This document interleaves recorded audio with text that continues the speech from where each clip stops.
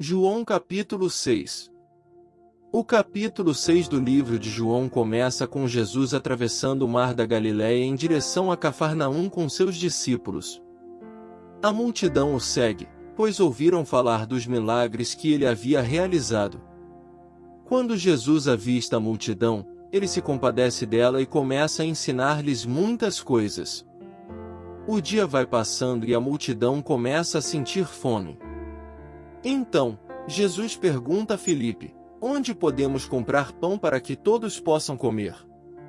Filipe responde que seria necessário uma grande quantidade de dinheiro para alimentar a multidão.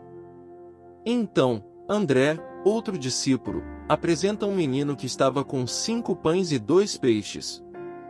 Jesus pede que a multidão se sente na grama e começa a partir os pães e os peixes, dando-os aos discípulos para distribuir.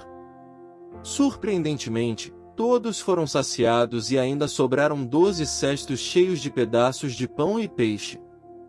A multidão ficou maravilhada com o que aconteceu e reconheceu Jesus como um grande profeta.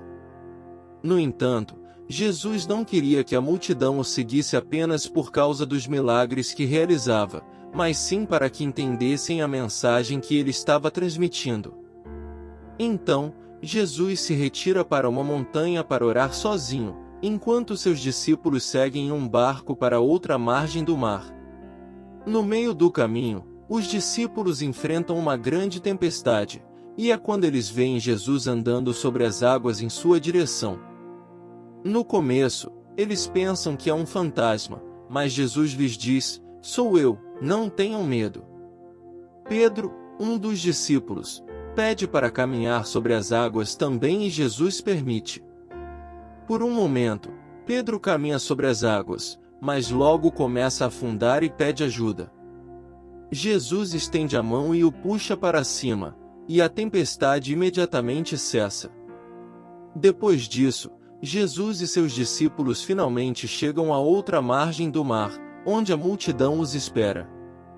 Eles perguntam a Jesus quando ele chegou ali, e ele responde: em verdade vos digo, buscais-me não porque vistes sinais, mas porque comestes do pão e ficastes satisfeitos. Trabalhai, não pela comida que perece, mas pela que subsiste para a vida eterna. Jesus continua a ensinar sobre a importância de crer nele como o Filho de Deus e o pão da vida. A multidão fica dividida, alguns acreditando em suas palavras e outros o rejeitando.